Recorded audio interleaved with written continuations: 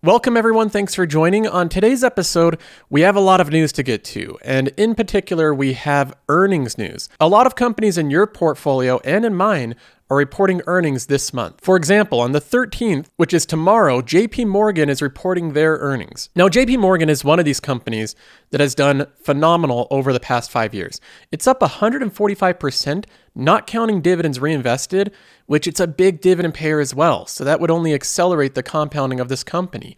And just in the past year, since the COVID sell-off, it's up about 69.6%. So this company's doing really well. It's at all-time highs, and I'll give you my opinion on what I think is going to happen after this earnings. And we also have news that Jamie Dimon, the CEO of JP Morgan, has doubled down on his thoughts on Bitcoin being worthless. And this has garnered a lot of media attention. The Bitcoin people have been very upset by this. The crypto advocates have been very upset. They're memeing this. They obviously believe that Jamie Dimon is wrong. So I'm going to give my thoughts on this and more importantly, get more context to what he's actually saying. Because titles like this, Jamie Dimon says Bitcoin is worthless, is really about 1/3 of what he says. If you get the whole context of what he says, it completely changes his statement. It changes the whole meaning of it. So we're going to look at the entire statement in full in this episode. Now, on the 19th of this month, we have another big company that's reporting earnings. And although Netflix is not in my dividend portfolio, Disney is. And both of them are making big streaming pushes right now. Netflix almost gained 40 million new subscribers in 2020. But this year so far, it's only gained around 5 million, a little over 5 million. And they're projecting 3.5 million this quarter. This is a very, very important quarter for Netflix. In fact, I think this is the most important quarterly report of the entire year. And I'm going to explain why in this episode as well. Now, after Netflix reports earnings on the 19th, the next big company we have reporting earnings is Facebook, and they're reporting on the 25th. Facebook has repeatedly said that the changes in Apple's privacy policy and their ad tracking is going to negatively affect their business. And in this report, we're going to see how much. So far, it's been hearsay and third-party predictions and analysis. And in this report on the 25th, we're going to see how much. And then last but not least, we have Visa, the global payment network, reporting their earnings on the 29th of this month. Now, Visa is tied into digital spending. As the global economy evolves and more people move from paper spending to digital, this company should do better. It should continue to grow its revenues. But I'm a little bit concerned about this company, and I want to go over my concerns in this episode. So we have a lot to jump into. As always, if you enjoy this type of content, you can hit the thumbs up button. If you don't enjoy it, you can hit the thumbs down button. Either way, it's your choice. They're both there. You can hit either one. Also, just on a side note, if you want to join a Discord community of investors and see a lot of exclusive content, long-form AMAs, we have hours of content there, as well as get access to Qualtrim, which is a dividend tracking software. You get a free trial for a couple weeks if you join today. That gives you some time to try it out and see if it's something that you're enjoying. Now let's go ahead and do a quick update on my personal portfolio. This is the passive income account. If you're new around here, this is a dividend growth portfolio that I track every single week. So again, if you want to see the updates on this on a weekly basis, whether it turns out good or bad, whether I make money or lose it, I'm going to be showing it every single week. All you have to do is subscribe to the channel and follow along for free. Now, before we jump into all of these quarterly reports and the news, I want to just mention something, and that is that even though we look at these quarterly reports of these businesses, I think it's important that we still keep a long-term focus. The most important thing you should be looking at is where are these companies going to be in 2030? Where are they going to be 10 years from now? It's okay to look at quarterly reports, but I really think keeping a long-term perspective is absolutely key in having good returns. So keep that in mind when you're looking at quarterly reports. It's easy to get wrapped up in the day-to-day news and be frightened out of good companies because they have one bad quarterly report or they have one bad piece of news within the report that gets reported on by the news media, and then it gets blown out of proportion and you get shaken out of a good long-term holding. Be consistent with your investments. If you bought into a company for the long term, make sure that you're selling it because of good, rational reasons, not because of fearful news being driven by the media. Now let's go ahead and jump right into the first quarterly report. This is coming up tomorrow, and it's from JP Morgan, the big bank themselves. My prediction is the earnings report will be really good. JP Morgan has been in good shape. The economy isn't really struggling as much right now. There's not as many loan losses to take on. So I see no reason that this bank will do poorly. Plus, JP Morgan is more diversified than most banks. They have commercial banking, they have retail banking, they have investment banking, and a big wealth management service. JP Morgan makes money in a few different ways. The concern for me personally with JP Morgan is not the quality of the company, it's just the current valuation of it. I don't think that JP Morgan right now is necessarily a good deal. I don't think that it's undervalued to any extent. The company has done very well over the past year and even over the past 5 years. If you're factoring in dividends, this company has had incredible performance, and it makes sense that investors give JP Morgan a premium. It's better than most banks. But having said that, JP Morgan trades at a price to book value of 1.93 right now. 1.9. That seems very high. That's quite the premium even for JP Morgan. Now compare that to Citibank. The price to book value for Citibank is 0.78. So Citibank is trading underneath its book value, and JP Morgan is trading almost double its book value right now. There's a huge discrepancy. So if you're buying JP Morgan, you're paying an enormous premium for the quality of JP Morgan. We can also compare it to Ally Bank. This is one of the more modern, faster growing banks, but it still only trades at 1.18. So just keep that in mind that right now, I believe that JP Morgan is probably above its fair value. I think that it deserves to trade at a premium. I realize the quality of the company, but this isn't the time that I personally would be dumping money into this company. I'd probably look at this one again if it traded down into the 140s.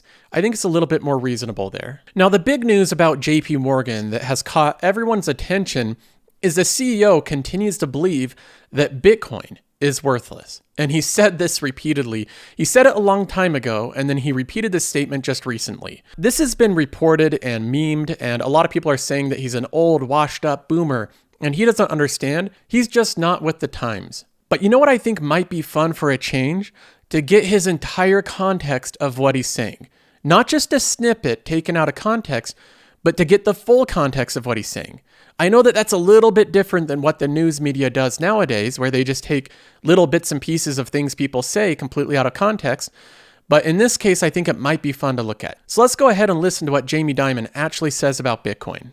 I personally think that Bitcoin is worthless, but I don't want to be a spokesman for it. I don't care. It makes no difference to me. I don't think you should smoke cigarettes either. But now it comes into okay, that's Jamie, now JP Morgan. Our clients are adults. They disagree. That's what makes markets. So if they want to have access to buy or sell Bitcoin, it's hard. We can't custody it, but we can give them legitimate, as clean as possible access. That's the full context of his statement there. And I do think that it changes things a little bit, because when you see headlines like this, Jamie Dimon says Bitcoin is worthless, it comes across as if he's going out of his way to attack Bitcoin. That if he's making some big, bold statement that he's declaring Bitcoin is worthless. But then when you actually look at the clip, that's not the way that it comes across at all. He's being asked about Bitcoin personally, and he says, I don't know, I think it's worthless. I'm not buying any of it. It changes the entire dynamic of this statement. Jamie Dimon is not declaring Bitcoin worthless. He's just sharing his personal opinion when he's asked about it, and he qualifies that by saying that he doesn't want to be the spokesperson. It doesn't really matter to him. He doesn't own any of it, but that's just his personal opinion. Now, for me personally, with Bitcoin, I feel a little bit differently than Jamie Dimon. I don't necessarily believe it's worthless. I said that it's not a productive asset. And some people that are invested in Bitcoin take offense to that because they are assuming I'm saying that Bitcoin is worthless because it's not productive. That's not what I mean by saying it's not productive. I don't consider cash to be productive, and I don't consider cash worthless. I don't consider gold to be productive, and I don't consider gold to be worthless. Productive assets are ones that have employees. They have payroll. They have people earning money. They have people growing revenue and profits. So for me, I've always had a big focus on productive assets. I like earning money as I sleep, and so far I remain a little bit unconvinced by Bitcoin, but I'm still remaining open to it. I still study it. I look at it. I'm trying to form a better investment opinion on it, but as of right now, I just have too much fun investing in these dividend-paying companies. I think it's too easy. Now, moving on the 19th of this month, Netflix reports their quarterly earnings. And this is one that has a lot of divisive opinion, a lot of varying opinions on the company. There's some people very bullish. There's some people that think that the story of Netflix has come to an end, as they have so many other competitors. I'm far on the side where I'm very bullish on Netflix. I think that Netflix will continue to keep its competitive advantage. I think that the flywheel of Netflix propelling its subscriber growth will continue into the future, and I think that the metrics in general of this company are phenomenal. Now, the company does trade at a premium. This is one point of argument amongst investors, is that Netflix is at a $277 billion market cap. This is a big company, a very big, expensive company. But even saying that, I think this company is only going to get bigger, both in terms of subscribers, market share, and market cap. I think this company will get bigger and bigger as it continues to consume legacy media. Now, the biggest point of concern for Netflix investors is the slowing subscriber growth. We can look at the streaming membership quarter by quarter, and you can see the story playing out here. Netflix was growing very quickly for year after year, and then in 2020, the growth exploded from 167 million to 203 million. That is massive subscriber growth in 1 year. But then Netflix's subscriber growth started to slow down, and it hasn't been quite as impressive in 2021. In their last quarterly report, they actually outlined their subscriber growth by year, and you can see this playing out. 2020 was a unique year. Obviously, it benefited Netflix, so it makes sense that their subscriber growth slowed down early this year. On top of that, much of their production was halted. In their last quarterly report, Netflix said, as discussed in previous letters, COVID-related production delays in 2020 have led to a lighter first half of 2021 slate. By lighter first half of 2021 slate, they mean that our content hasn't been great. That's a way of saying we don't have a lot of good shows out the first half of 2021. They say that will build through the course of the year. So they're saying all their good series are going to come out the second half of this year, which is now. And you're seeing that happen. And now you're seeing the stock price reflecting that. When we have a lot of breakout series and comedy specials and blockbuster movies coming out on Netflix, now the stock price is surging. In just the past couple months, it's up 21.5%. Netflix's stock was already in an upward move before Squid Game was released. And then Squid Game was released, causing this stock to have even further support, more analyst predictions of outperform. And I see Netflix evolving more to a Disney strategy. They're now looping in key series, they're selling lots of merchandise. This is something that they seem to be leaning into more over time. And just a heads up, I think you're going to be seeing a lot of these pink costumes from Squid Game this Halloween. Now, in terms of predictions of the stock and my take on it, Netflix themselves are forecasting 3.5 million subscribers this quarter. So that's what they're projecting as their paid net additions, and they better beat this. If Netflix does not beat this measurement, I think the stock's going to drop 10 or 15%. That's my prediction. But I do believe strongly that they'll beat it. So I'll give them a 90% chance of beating their internal forecast. And I'll say that if they don't, I think the stock will drop 10% or more. Now, you can haggle over the price of Netflix. It trades at a 49 forward PE ratio or a 64 trailing PE ratio. So the PE tends to come down over time. Back in like 2015 or 16, the PE ratio of Netflix was like 400. So it continually comes down as this company grows its earnings like crazy. But one thing is for certain, the company is growing and almost every metric of this company is moving in the right direction. The revenue growth is consistent and it's insanely fast. You can see it quarter after quarter increasing. The net income of the company is increasing exponentially. The free cash flow is moving from negative to positive. Netflix's massive debt pile that a lot of analysts thought would be the doom of this company is starting to decline. They're actually paying down their debt. So the whole story of the debt crushing this company is not really coming to fruition. And while their debt's declining, their cash balance is growing. Now, Netflix's dilution has been a cause of concern in the past.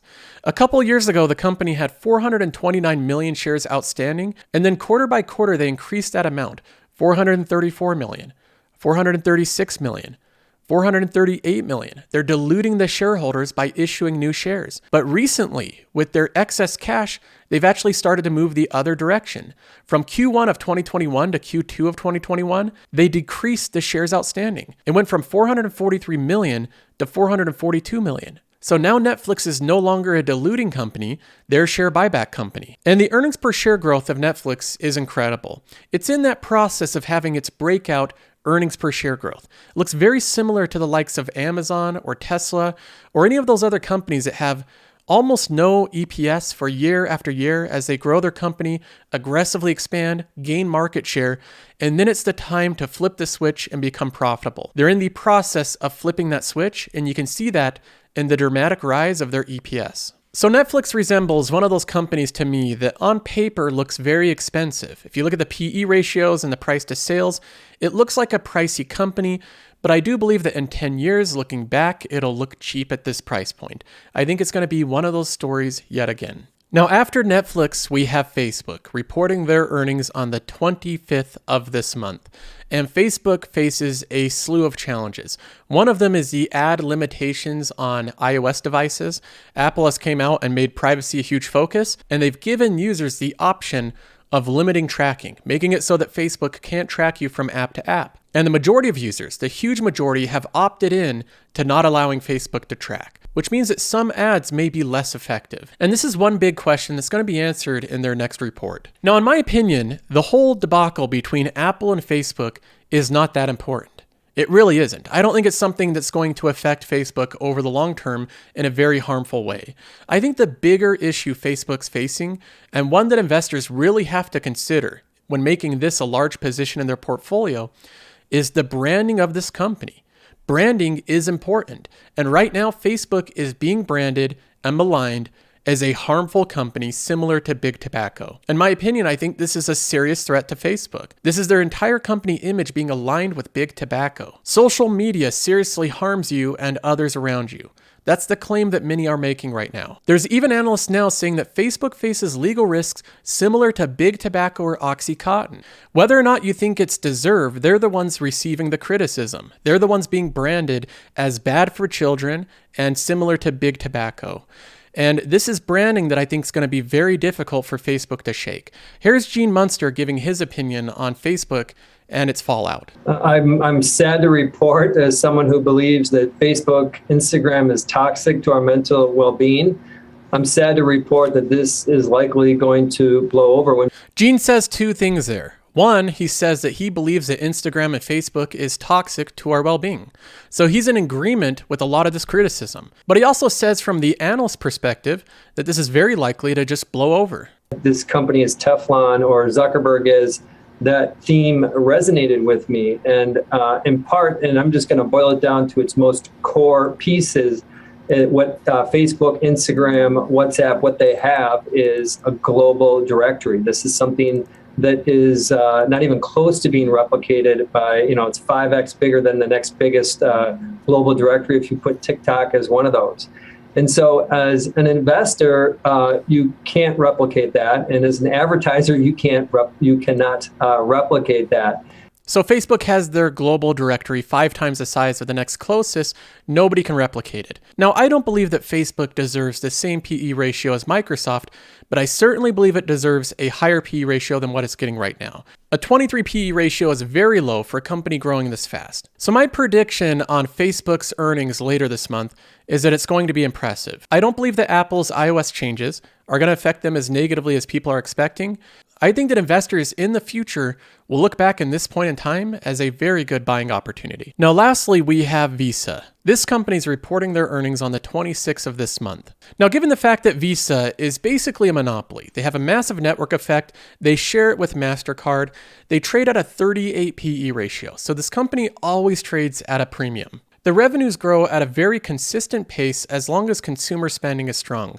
You can see that it declined in 2020 as people cut back on their spending because of COVID. Now, in terms of a dividend payer, Visa is a very consistent one. It's going to be paying dividends in the long-term future, but its starting yield is a little lame. It's like 0.5%, so don't expect this one to be paying you a lot of cash flow. Visa is a company that, although it's historically enjoyed a massive monopoly, I see the potential for this monopoly to be disrupted over time.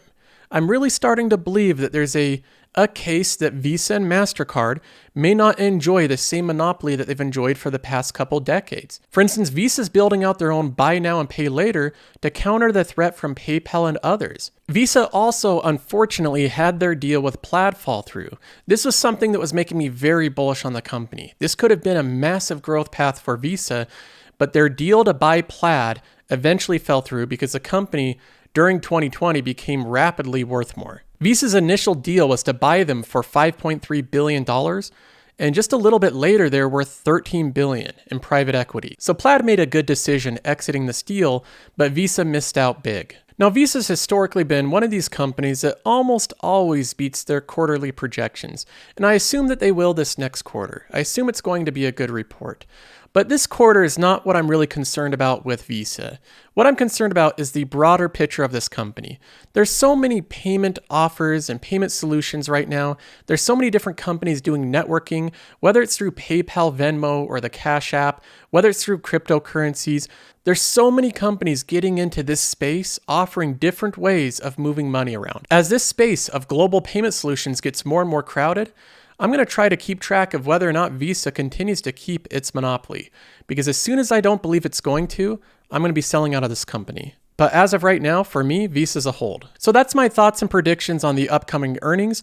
And again, even though I look at these companies on a quarterly basis to see how they're doing, most of them I want to own for a decade. That is the goal, to buy into companies, not do much with them for over the course of a decade, and just sit back and let them earn me money. In the stock market, you don't make money when you buy, and you don't make money when you sell.